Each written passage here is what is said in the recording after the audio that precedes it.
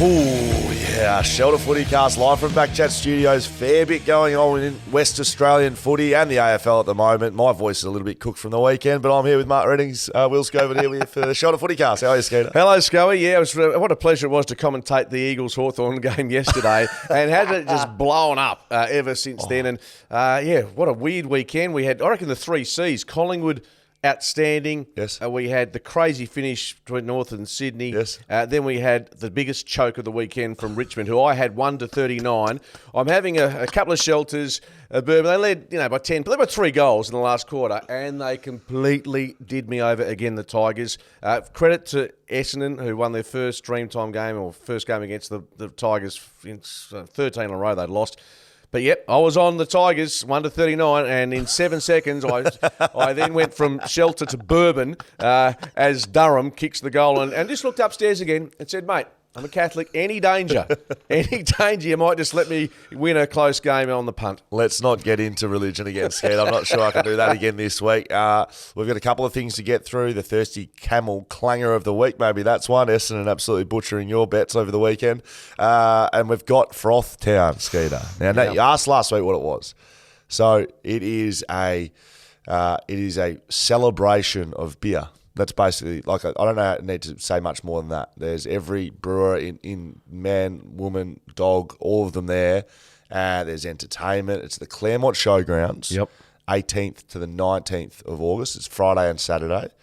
And there'll just be copious amounts of alcohol floating around at the Claremont Showgrounds. So the most time I've ever spent there, you're obviously not from here, but the Royal shows where the Claremont Showgrounds and a lot of kids and families, so it's like that. Wholesome. So it's exactly like that. Except a lot of piss. Yeah, responsibly drinking alcohol everywhere. Froth.town is the website, www.froth.town to get your tickets. Jump on there. It's a little while away, but jump on because tickets are going pretty hard.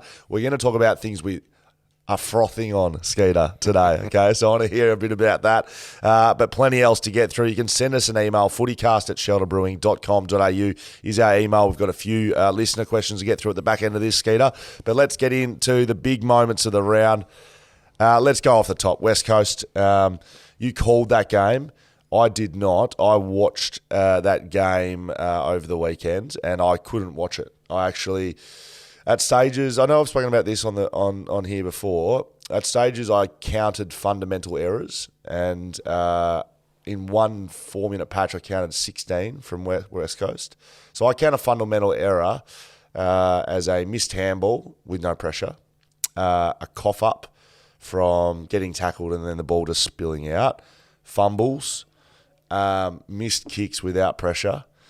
The fundamentals of footy and missed tackles. That's what the 5 of those. And I got 16 in 4 minutes and I turned it off. Yeah, well, fair enough. And Mark Lacroix, I was with last night, Channel 7, the game. Spoke to him. Said he felt sick watching it. He said that the side that he played with, which won the Wooden Spoon going back more than a decade, which you were involved with that, you would have beaten them, this team now, by 10 goals.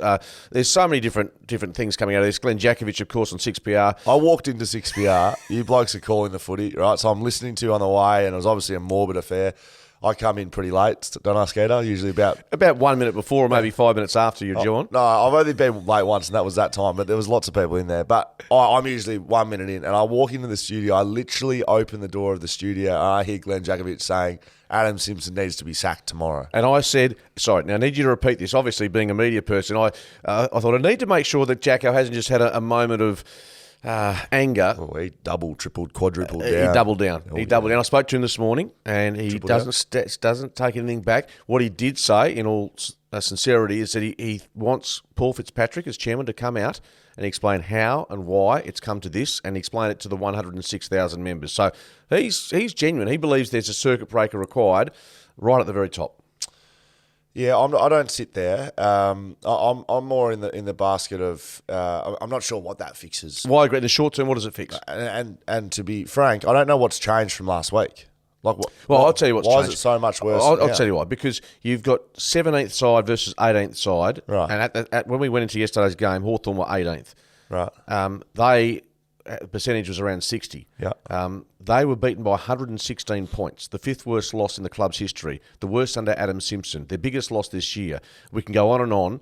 that is what the anger is. It's not like you're playing a Collingwood, a Melbourne. That is why there's anger. But it's a continuation of the trend. It's not a standalone event, is what I'm saying. Against that quality, I think it is. I don't think it is, mate. They've been poor. They've just been poor all year. And yeah, okay, it's 116. So if they lost by 80, would there be anger? Yeah, I think I'll give you a line. 80 anger, 60 anger. Yeah, because 40 anger. 40 not so much. So that okay. So 116. I know, but they were pathetic. Yeah, I know they were. I'm in full agreement. But there was pathetic last week. They've lost by 100 points a couple of times this week. You're asking the question why it's changed. I think that is the reason. Beaten by the. I think that's illogical because they're no good. And okay, they concede 10 more goals than they should have, but it's one game in a season where they've been putrid for the entire season. So that's just where I'm coming from. I can clearly understand all the ritual. I don't see sacking Adam Simpson as a solution, but I can understand people wanting that. Look, the issue is, and I don't think the soft cap comes into it because if there's a hard decision that has to be made, then they'll make it the Eagles. But I personally, okay, if you were Trevor Nisbet, Paul Fitzpatrick, I'm going to ask you. I'll tell you what I'd do. I'd come out today and speak to the fans and do something publicly on that front. Got to. Off the back of that, I agree with you. And look, I do understand it's a result-based business. You can't hide away from that. I would try and get through the end of the year, then have a honest sit-down chat with SIMMO. If the results are anywhere near like they are at the moment, with players coming back, then I think you're in a perilous situation, albeit with a contract to run. I think you try and guts it out to the end of the year, but again, maybe I'm living in fantasy land, but I don't see what bringing, say, Jared Schofield in as a caretaker coach will do with the list they've got. So I said last week that West Coast don't have a head coach sitting in their midst. Matty Knights is there. He coached Essendon, and he was a very good senior assistant coach at Geelong during their really successful period. Interviewed Joel Selwood on Friday, and he spoke about Matty Knights and what he did for that midfield. So, what would you do? Going back to the original, what would you do if you were Trevor Nisbet or Paul Fitzpatrick now at the footy club, given where it sits and the plan forward, just in brief? Well, yeah, I sort of think back to my time. You mentioned Lecker and that. That was a disappointing time for the football club. We won the Wooden Spoon that year. I think back to my time, and what I really remember is John Worsfold's, if stoicness isn't the right word, that he was just resolved that the results were pretty much irrelevant. He kept saying, this group of players will play in the club's next premiership, and that's all we're worried about. But that's a difference. That is a difference here, Scully. The results we went through before we started this pod was... Yeah. Not nowhere near as, and you only won 4 games in that Wooden Spoon year, but the results were far less damning than what we're seeing now. And further to your point about John's resolve about the players coming through, that's not the case with this group. They don't have those players coming through that you think, wow, they're going to be part of our next premiership. At least now. That might change in 12 months. I would agree with that. So, some sort of public statement's got to happen from West Coast, and you'd ideally like to not roll SIMMO out every time. Yeah, he needs to be given a breather. So, look, I'll come back on why I don't think this week is such a abomination, and it is, but it's just a continuation for me. And look, I say this when it's positive, and I'll say it when it's negative. To me, not sole responsibility, because West Coast has got to get a lot of things right. Their list build, which this group that I'm about to speak about can't control. Their coaching and their development, this group can't control. Probably some aspects of, all aspects of the footy club, the fan day experience, the match day stuff. I think they've made errors there. There's some issues, right? But in the end, this is a player-based industry. And when your coach gets sacked, so John Worsfold effectively got sacked, that was the player's fault. And I think the performance at the moment, regardless of who you have on your list, regardless of how many players you got out, we know all of that. The fundamental errors that I watched yesterday was the biggest issue for me on the field. Like I can't move past that, unfortunately. And I'm not a guy that sits in the media and pots players. I don't do that. But I get genuinely frustrated. And someone asked me, how do I feel? So Jacko was clearly quite emotional about it, and he was angry. I just feel frustrated when I see standards that aren't good enough from a player perspective, because I've done that. And I've been a young player, and I've been dropped, and I've done all. I haven't been this, stoic, 500 gamer that never gets dropped. Like, I've done all the adversity stuff. Yeah. I just can't cop fumbles. I can't cop missed tackles. I can't cop missed handballs. That's the stuff I can't cop. So, that has to majority lie with the playing group, unfortunately. And bottom line is, there are some players in that group that were out there in Launceston yesterday that are not up to AFL standard. We can jump around the issue, but that will be decided, probably has been decided by the club already as to what's happening moving forward. And despite, as we said, the calls for mass changes, and they'll have to make some hard decisions. The club has to. I completely empathise, sympathise, all of that with the current playing group, because they don't have 9 of their top 11 players, probably, something like that. And so it's very difficult. You look across the competition, if you did that to anyone, they'd be shit house. And that's what West Coast are. But maybe I'm being too harsh, but I just think you gotta find a way to do the basics of footy. And if your talent then isn't good enough, right? If you can't burst away from packs, if you can't shrug players off, if you can't take big speckies because you're not good enough, that's okay. I can cop that. But basic fundamentals of footy, getting stripped of the ball when you're getting tackled, that's not good enough. Fumbling a ground ball, you can control that. I promise that's not talent. That's not players around you. If Shannon Hearn's playing in the back pocket, right, you don't have a midfielder running through the middle of the ground with a no-pressure ground ball that you can't pick up. Having Shannon Hearn in the team doesn't do anything about that. Right? Does that make sense to you? Absolutely. That's that really pisses me off. Absolutely. Let me ask you this, a bit of a crystal ball. And how many games do you think the Eagles will win between now and the end of the season? A guesstimate. It's an interesting call. They play North Melbourne again. Yeah, true, here. I think 1, and it's that one. Wow. I think they can win. I don't think... Well, what do I fucking know? But seriously, I just don't see them losing by 150 next week and 200 the next. No, nor do I. But I think, it's interesting. They look so devoid of confidence, belief. That was horrific yesterday. Yeah, and how you recover as a club in 6 days to play Essendon, who are good, is beyond me. Yeah, I don't know either. North Melbourne interchange infringement. Did you see this one? I was watching the game at Optus Stadium, talking about, and I was barring for North Melbourne, just as the underdog. They were Sydney's in a bad way with injuries as well. Speaking about West Coast, I know where they're at, but Sydney playing a grand final last year, they've been decimated with injury, and they're shit house this year. Yeah. They look no good. They have no confidence. They can't get it done. North Melbourne's terrible, and Sydney should have lost this game. But on the back of... Look, it made me feel sick, actually, because it'd be someone's responsibility to be keeping track of that, and I know what happens on the bench at AFL level. It's a pretty hectic place. So just to clarify, you've got 75 rotations you're allowed during the course of a game. That's been trimmed back in recent times, and so those numbers less. I spoke to Sean McManus and Mark LeCrae yesterday. Rotations are essentially non-existent. Caps anyway back in the day, but so 75. And so Liam Shield comes off the ground with cramp as one of those players in the mix late in the game. To your knowledge, how many? You got obviously one person official on the bench from North that would be monitoring that, and one from the box. How does it work? It's. Well, I can just speak what happens at West Coast. Yep. You got someone on a board with like the time on ground for players and time off ground, and he or she is calling players with the runner. They talk with the runner. The student comes on, blah blah blah, and then there's another sort of interchange steward that manages the bench, and then there's a third that does all the boards, right? So it's a bit of a group. So one of those boards, would that have? Dare I say it? Does that change? Okay, once you get to 70, let's 71. No, none of that. So no. Players don't know about this. Is nothing to do with the players. No. But by the same token, if there was, maybe you can call me a goose here, but if there was a board, okay, we're past 70 now. We're in sort of that territory. 71's come. Just so the players know when they come. Oh, hang on. No, there's too much to think about. Players players managing, how many because what ends up happening here, Liam Shield's cramps very late in the game and needs to come off. It's a pretty rare circumstance that two players are coming off at exactly the same time like they did. So that's why they went over. Liam Shields hadn't been called to come off.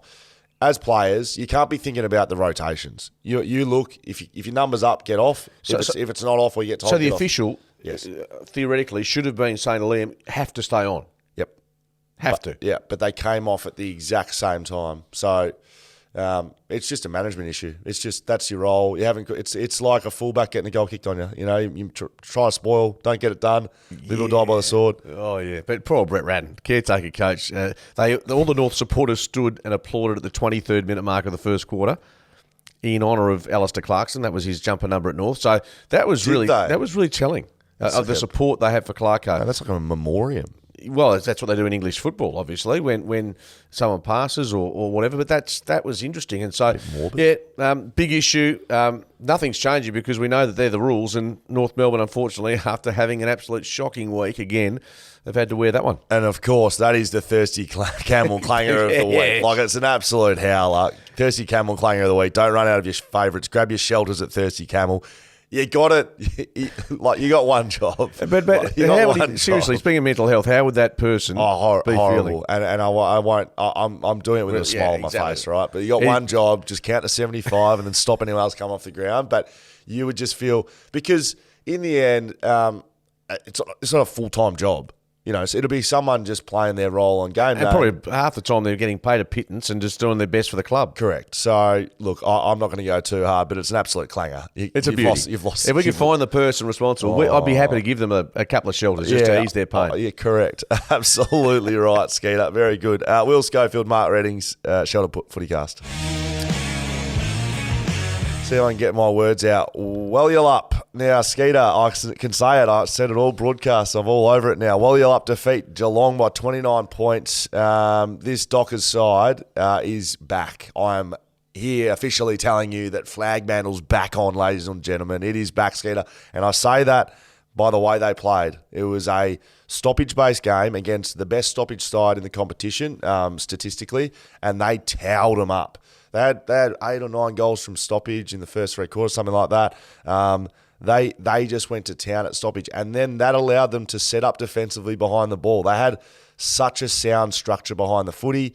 I'll get into the depths what their backline did because I watched them a lot, the Well You're Up team, what they did behind the footy, but it was just a Freo game. And I spoke to, I won't say who it was, but it was a player on the Freo list, the Well You're Up list that's injured. And I ran into him before I went in for my Fox stuff. And I just spoke to him about the start of the year. And I said, you've been copying a lot of criticism about your forward line and ball movement, but you can't do any of that stuff because you haven't been defending well. And your game is defensive. Like that's what the Dockers do.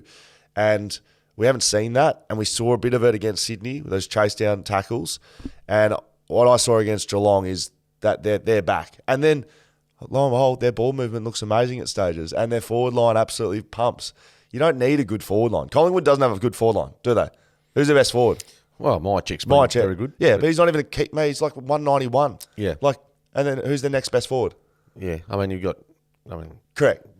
There's not huge. There's not Elliott. Yeah, they don't have Cameron Hawkins, right? No. They don't have that, and you don't need that in this game. Melbourne, same thing. Bailey Fritsch is their best forward, mate. So, I just think, well, you're up all the way back, Flagmantle. It's back on, baby. Yeah, not sure. I thought it was terrific performance. I thought Geelong defensively were pretty poor. But the spread, and I was with Luke McFarlane, and the goal, the difference early in the first quarter, I said, after they just got jumped a little bit by the Cats, didn't quite have momentum or control of the game, I said to Luke, this could be a 6 or 7 goal win, because once they won it at a contested footy, then I thought their spread was terrific. Yep. They had them for leg speed. Yep. And so, yeah, really good win. And Andy Brayshaw, look, whatever knee injury he had with the tendonitis, that's a thing of the past. Seeing him back to playing really good footy over the last 3 or 4 weeks, that is huge for them. Sarong, obviously, very good.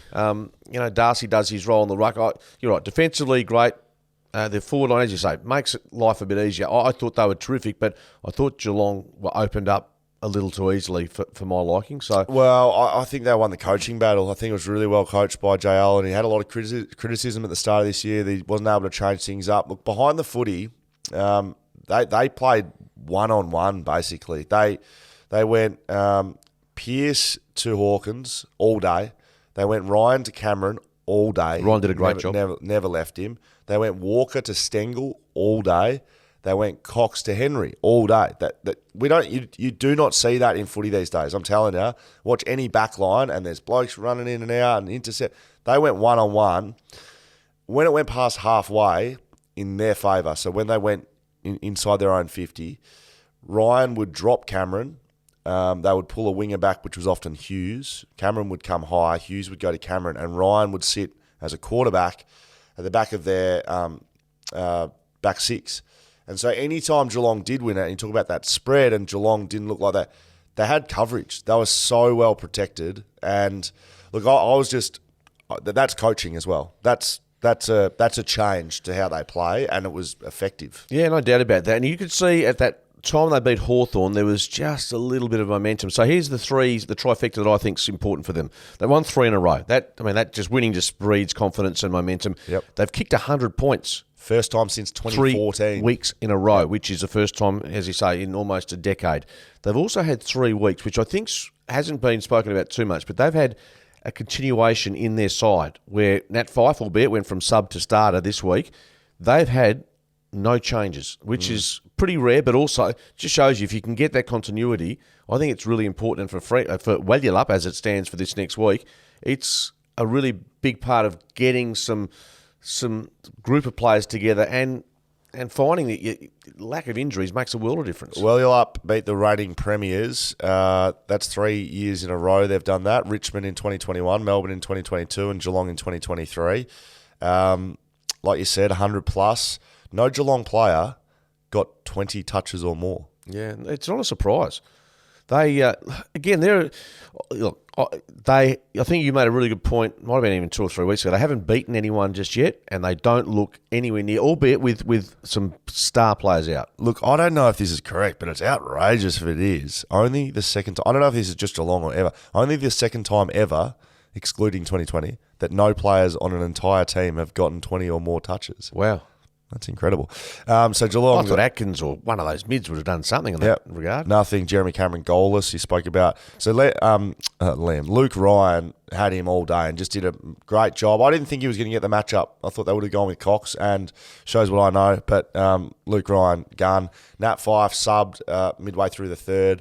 Or no, even at the start of the third. It looked like that was completely planned. Planned, totally. And he played... What do you reckon his breakdown was between mid and forward? Well, I was about to say, is the experiment, because he's clearly not playing as an exclusive forward. No. Is the experiment over? 50-50, I reckon.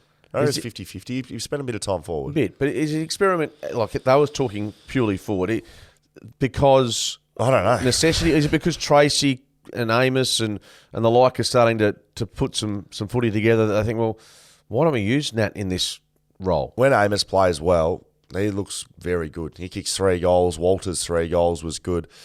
Tracy, I think he's playing his role. He's like this big crash and bash forward. Like, as he gets a bit older, he's going to be a fan favourite. He's still very young, and having both seen him play waffle footy, he's got the dare I say it, he's like a junior Tom Hawkins with the ability, hopefully, to develop into half the player at least that the Hawk has been. Tell you who was really bloody good and really missed it. Michael Frederick. I thought his run was outstanding. He kicked 2 goals, but he's been good like that. Yeah, chase tackles, delivery, like he's by foot. But they were outstanding. And overhead. I thought Frederick I was surprised with some of the marks. So yeah, kudos to Walyalup. Big challenge. Go back to the MCG.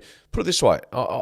If they do beat Narm this week, then look, I'm not sure the flag mantle thing's justified. I know you're having a bit of fun there, but the finals, because their run after that, I think is good, and you can get on a bit of a roll. They've got a bye coming up, so the question is, blokes like Taberner, do they get back in the side in the short term? Not right now. No, even if he was fit. Let's move on. Who did Skater pick? Did Skater pick Geelong? I picked Geelong. Yeah, I'll pick Fremantle. Suck on that. Hawthorn defeat West Coast by 116 points. We went into a bit of this to break down the game a little bit. Some big issues for mine. Jermaine Jones, ankle injury. He'll be out 3, 4, 5 weeks, which Liam Duggan, sure what he did. Neck. Yeah, he went off the ground late. Mitch Lewis outscored the entire Eagles side. Second player to do that this year. That was my bold prediction on 6BA, that he'd kick 6 goals. And he kicked 6 goals. When I say bold, kicking 6 is career best. But by the same token, no Tom Barras, Harry Edwards, and Codown back. Just no answer. Yes, correct. The Harley Reid stuff gets spoken about a little bit, but I'm not sure if that's relevant at all to what's going on. So certainly a bigger picture than that. Dom Sheed, clearly the best for the Eagles. 30 touches, 2 goals. 2 goals. He's left foot kicking for goal. At times you just think, wow, it's just a pleasure to watch. And we spoke to him after the game, and a bit like what was his reaction? No excuse, very poor. I mean, tough. It's a tough gig for the players to come out and you've got to speak to the media. But it was They didn't score a goal in the second half. No, they scored 2 points. It was I think the third equal lowest score ever. Yep. We both hit Hawthorn, didn't we? Sure. Both picked Hawthorn with a fair degree of confidence. Long sleeves. No, there weren't as many as what you No, said. Under it was 8.5. disappointingly sunny. Yeah. Right, Well, it was. I think he had Impey started with one. Sicily was one. I reckon Impey could count for 2. He had 2 jumpers on. He had 2 jumpers on. It was under Zoe, but you're right. It was. It was disappointing, to be honest. Yeah. As was the game. Let's keep moving. Will Schofield, Mark Redding's Shelter FootyCast. Yatapulti defeat Nam Friday night. Now, what was this little stat you gave me, Jaden? The favourite has lost every Friday night game this year, bar round 1. Yeah, well, that's why I was on Nam, wasn't I? And they looked like they looked like they had them covered. Yes. In the third quarter. Good game, ripper game. It was a good game. It was contested footy. Rain came.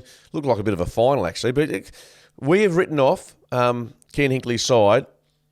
Not all year, but you certainly have taken a while to warm to what he's doing. But their form against all comers has been admirable. Yep, can't dispute it. Zach Butters. He's a gun. That's if there's not 3 Brownlow votes tucked in the back pocket. So youngest player ever to play and have 40 plus disposals, 2 goals and 10 clearances. And the group of players that have ever done that is like 5, and then the greatest is like Gary Ablett, Dane Swan. I don't know. There's a group of players that, like, if you name the 5 best midfielders of all time, and he's just added himself to it. Wow. Like, it was exceptional.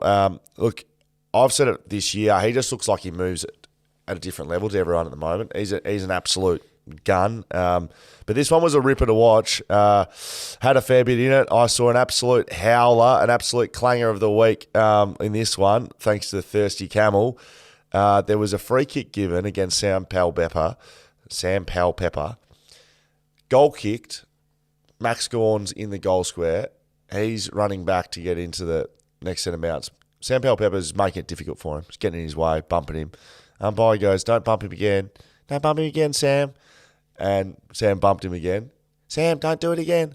Bumped him. And I'm talking literally just like standing in his way, like nothing. Not trying to shirt front him, bumping his shoulders.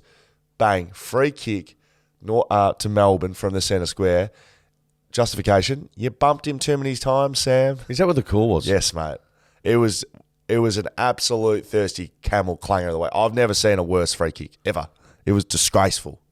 Yeah, okay. Well, I'm not going to go in the same category as the worst ever, but if Tom Jonas doesn't get off his sighting... Didn't say it. So there's a tackle on Tom McDonald, I think it was. Yes. Which I think... Jade might be able to refresh my memory here, but I think he won a free kick, Tom Jonas, out of it.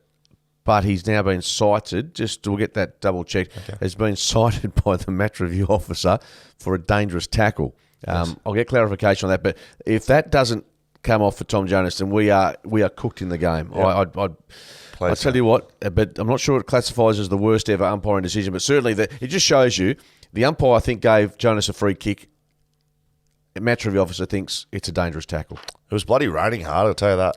Mate, what about third quarter by Melbourne? Nam. Yes. They turned the game on its head. Yeah. And you thought, not how far, but you thought this is a fait accompli at three-quarter time. Brody Grundy's giving the shush to the crowd. Never good to do that early in the piece. You Never can't be good. doing that. You'd be feeling very silly. I reckon that's almost the one you bring up in team meeting. That's a attitudinal thing. Like, I know you want your players being happy and things like that, but it's a bit of I reckon step too far. Yep. Especially when you lose and you look like an absolute tool at the end of it. Absolutely. Who we pick? Of course, I tipped Melbourne. Yeah. Nam. Yeah, wrong again. I think I picked Nam as well. Is that right? Yes, you did. Tom Jonas, 1 match ban.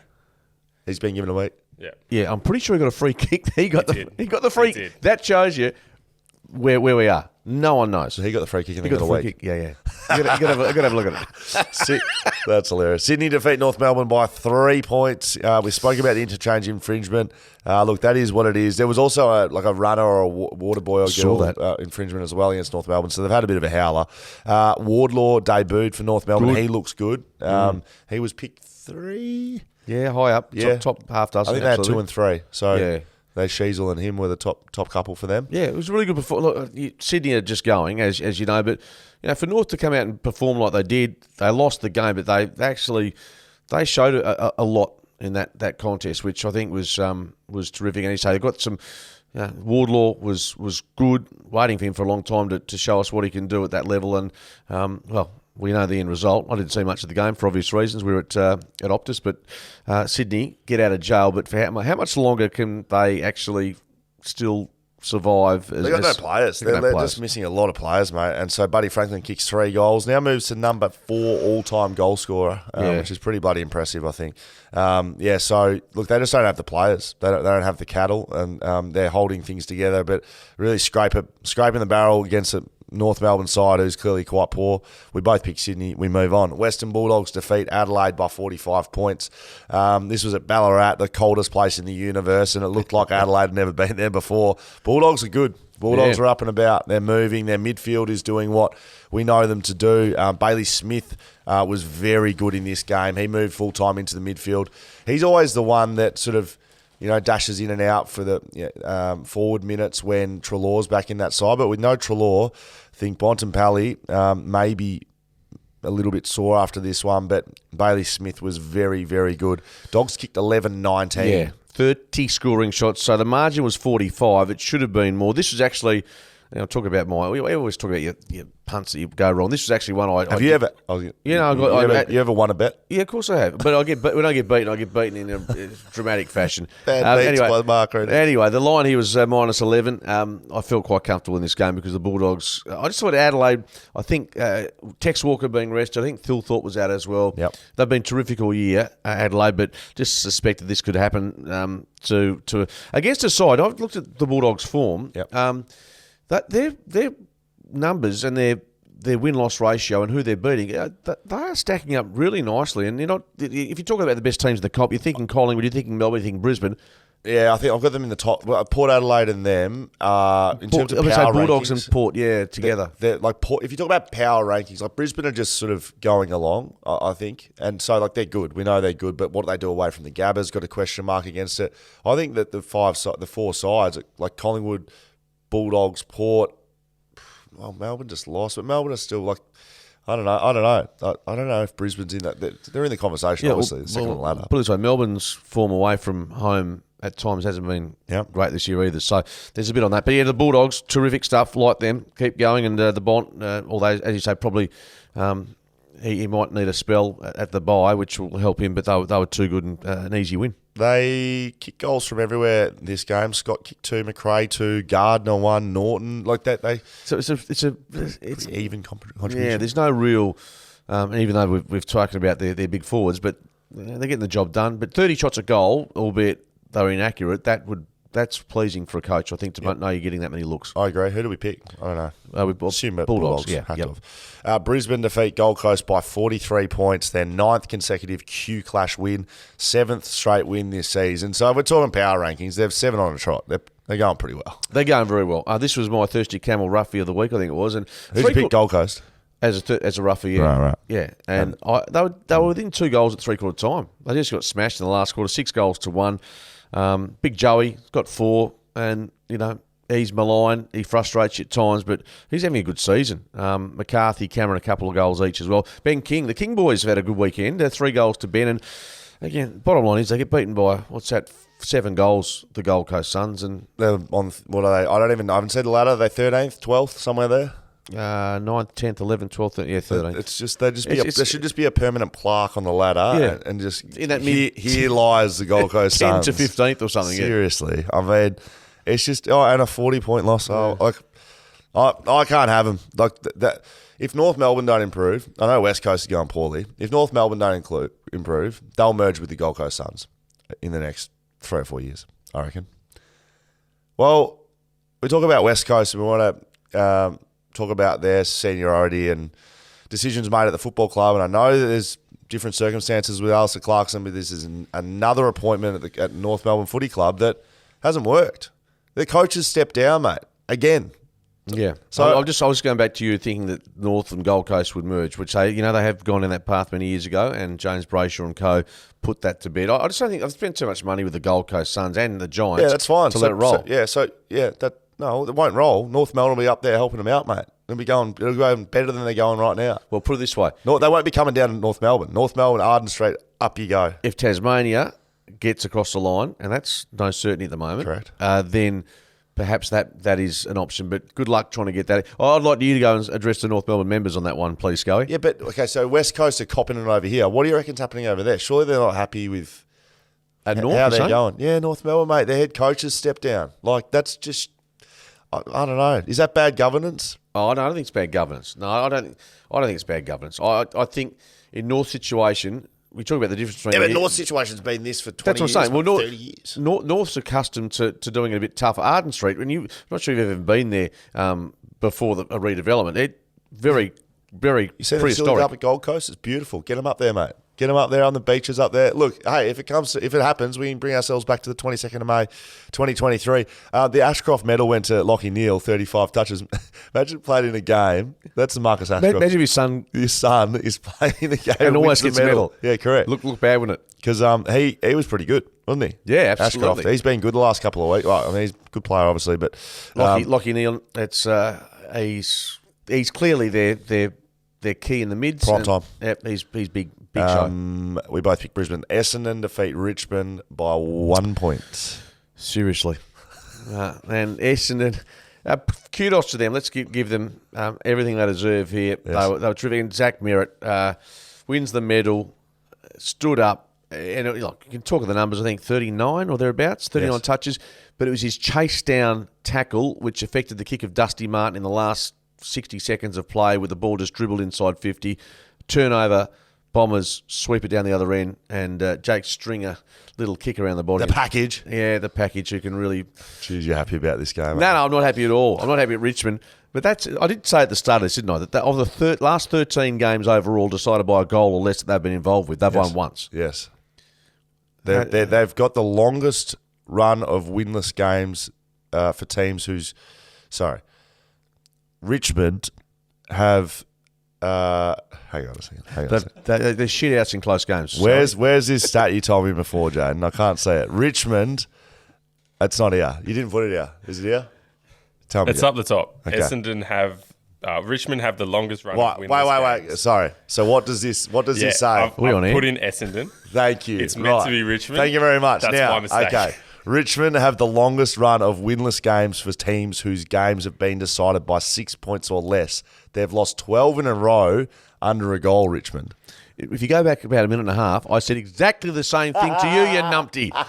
Except you took 2.5 minutes to tell me exactly what I just said. I was scattering around this bloody run sheet. I tell you what. Okay, thank you, Skeeter, for the Okay, update. move on. I tipped Richmond.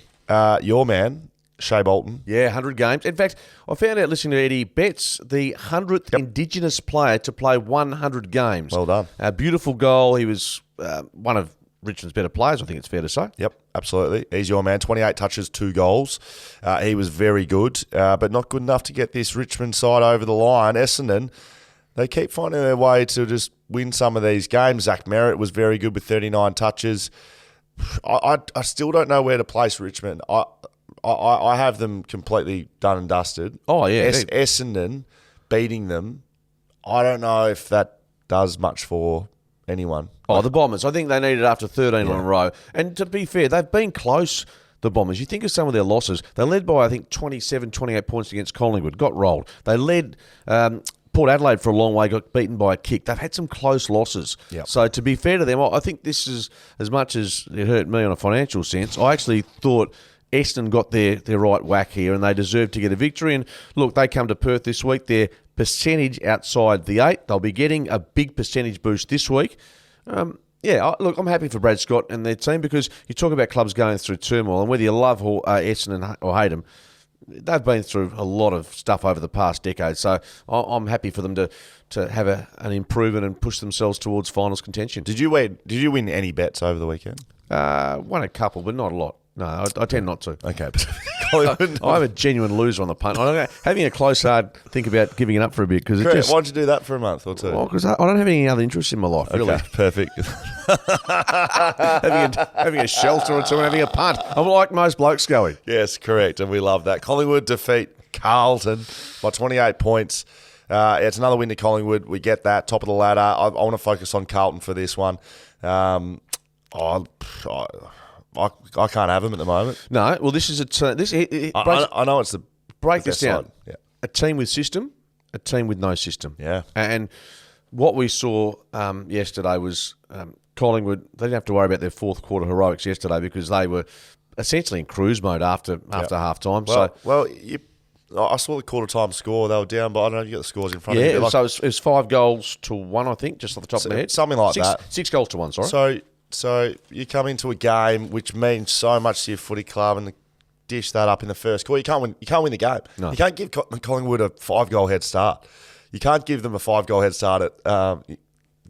You can't be up by. You have to be up by more than 5 goals at 3/4 time to beat them. Let alone be down by 5 at quarter time. Like I was just so incredibly disappointed with the Blues. I picked them as my roughie of the week, but I think I picked them in general, like not just even as my. No, you did. Roughie. You're very buoyant, and you know what? Here's the other one. I followed you and took them at the line of +12, and I lost money there as well. So I don't know why I keep following you with these footy tips. I don't tell you to. I just speak. No, but you don't have to listen. Yeah, but you sound so authoritative until I realised you're an absolute as dumb as I am. You're starting to figure out my secret talent, Skeeter. Now, I've got something I frothed in this game. Which was? Froth Town, right? Claremont Showgrounds, August. Get your tickets. Yeah. Darcy Moore breaks the record for the most intercept marks 11? in a game. Ever. 11. How much? 11, yeah. 11. So that was off last week. Charlie Ballard with 10 against the Eagles to equal. Darcy Moore's had 11. He had 25 touches, 17 intercept possession, 12 marks. 11 of those were intercept. So he wasn't getting any cheap pill. Having said that, though, Charlie Curnow had a decent day, kicked 3 goals. I mean, Darcy Moore was the star, but it wasn't as if Charlie didn't get near it. I think, though, if you're picking an all-Australian team right now and its captain, I think you're looking at probably 2 players. Darcy Moore, given what he's done on the field and the way, I know it's only a small factor, but the way he's spoken as a leader has been outstanding. And the Bont, I think, are the 2 at the halfway stage. I think for captains. Yeah, I'm thinking I might be wrong. I like Dawson, but that's a bit left field in terms of compared to those two. The skip of the All Australian, but Bontempelli and Darcy Moore are pretty much locks for the All AAs, right? Yeah, and probably but you're right. I was just frothing on it. Magpies are really good. 80,000 there. They were fantastic, and look, they're a game clear on top of the table with percentage, and happy days for them. Darcy Cameron was injured late. Was he injured or he was a late out before the game started. Jack Ginnivan replaced him in the side, so they ended up going in with just Cox again, I believe. Ash Johnson, by the way. WIQ, what a is that Markov? Talking about Markov? Were you froth? That's a frothy moment. Yeah, what was the moment I was picking at the froth time? Is it called? Yeah. Froth. What? Froth Town. Froth Town moment for me was. But we can call it Froth Time. Froth Time, Froth Town. Getting a lot of frothy mentions here, but Froth Town moment. Ash Johnson deserves some consideration. I've gone back to Sun Walters, by the way, for my Froth Town moment. Okay. Little Latrell Mitchell tribute after he kicked a goal. You were talking about it after the game. So you remember having a chat? Yes. Yeah, so anyway, Latrell Mitchell, NRL star, did it beautifully, and so did Wallyulup's Michael Walters. That's my Froth Town moment. I can't wait to see you with froth all over the top lip of yours, Skeeter, and getting those beers into you at Froth Town at Claremont Showgrounds, August 18 and 19. Get your tickets at froth.town. That is the website, www.froth.town. St Kilda defeat GWS by 12 after I walked into the studio for you calling the West Coast game. This was a good one. It was a close game. St Kilda, look, it was interesting watching the two styles. St Kilda are a bit more controlled. GWS were trying to be haphazard handball happy. Jack Sinclair, Brent Daniels had a roll on him to start the game. And Brent Daniels was playing on him on a half-back flank, and they moved him inside, and he just went on to do whatever he wanted for the game. He had 37 touches, 2 goals. For the first half, he was pretty quiet. And I had Brent Daniels as one of the most impactful players on the ground, his direct opponent. But St Kilda identified it, put him in the guts, and he just went about his business. GWS didn't pay him any attention, and he just went whack. He changed the game for mine. And our boy, which King is it? Max King was very good in this 4 one. goals, His return first to footy. game back, Yes. and you know that every Saints supporter been waiting because they've had to do it tough with limited availability of their big names, including King. So he kicks 4, Higgins 3.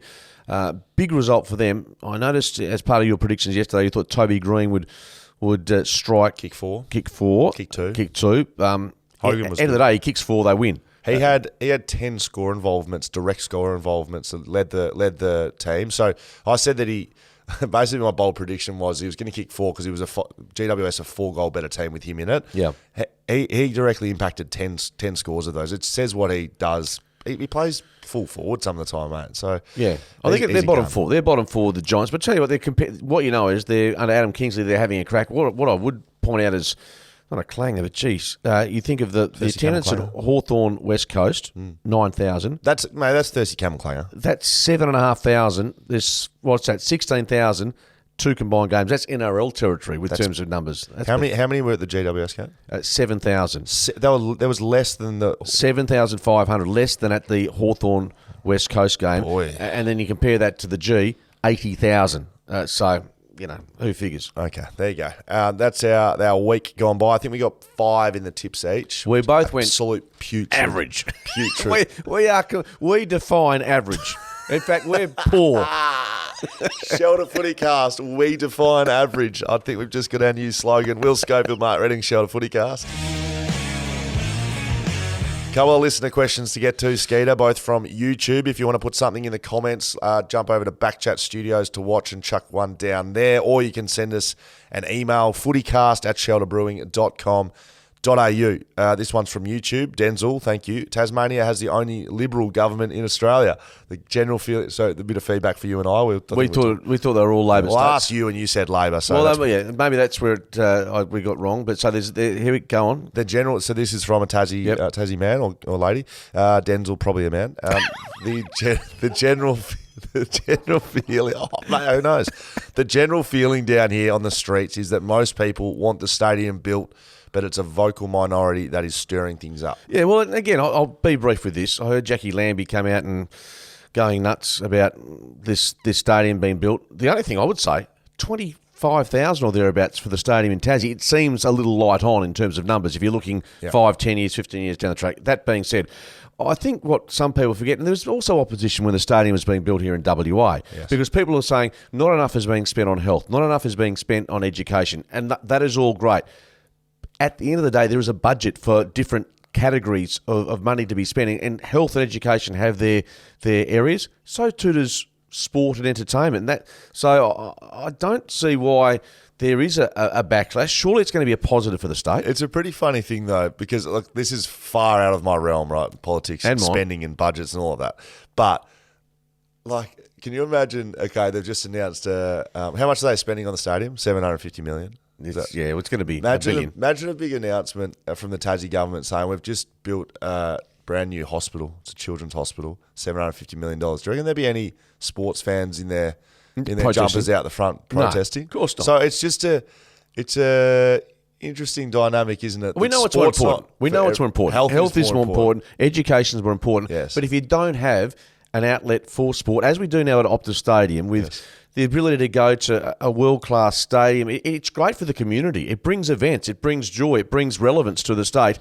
That's what I think Tasmania hopefully will embrace. Just a little drive-by for Optus Stadium. Nice to have shelters on tap at Optus, but we don't have those just yet. And Nathan Sawyer comes in with this one. Hey, mate, most likely going to be spoken about in the potty.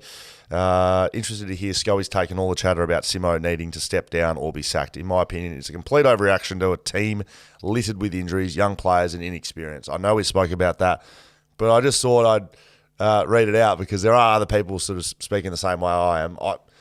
I don't think it's much of a change than what's been happening already. Until we start to see any players get back, you can't be judging the coach. Look, if you speak about the coach in general, I think there was a really significant change in their game plan this year, and we haven't been able to see it because of the players that have been out there. But I think it's the first time in Adam Simpson's coaching career that he's been able to really change a game plan. But has that change of game plan been too late? Has it been Probably. But before what time it should? Even the changing of the list, and we're talking about this anyway. But the I coach suspect coach doesn't make list management decisions. No. But by the same token, at the club, there has to be some hard decisions made as to where they're heading in that direction. And certainly, status quo ain't going to work. And you're saying they're going to win one game for the rest of the year, one more game. Yeah.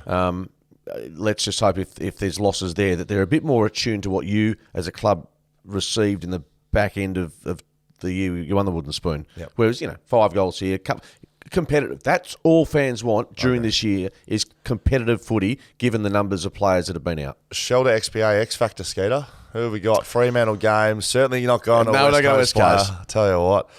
Look, I'll throw out some names to you. I thought Andrew Brayshaw was very good, but we're not giving it to him. No. Right? He's had his fair share of shelters. Yeah.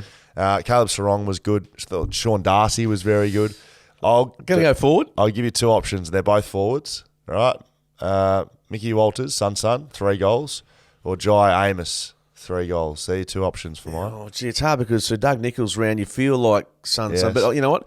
I saw some vision of Jai Amos in the rooms afterwards. He had a black eye. Saw that. Yeah, so he's feeling a bit sore. I reckon if you put one of these cold shelters out, just might help the bruising come down. So, Jai Amos, well done. He's found his mojo as a forward. And I think, I forgot who said this, but they said, one of his teammates might have been, said, when he develops into a forward, he's going to be the best forward that we've had as Wow. YLR at the moment. Since Matty Pavlich? Since Matty Pavlich. There you go. There you go. That's a big wrap.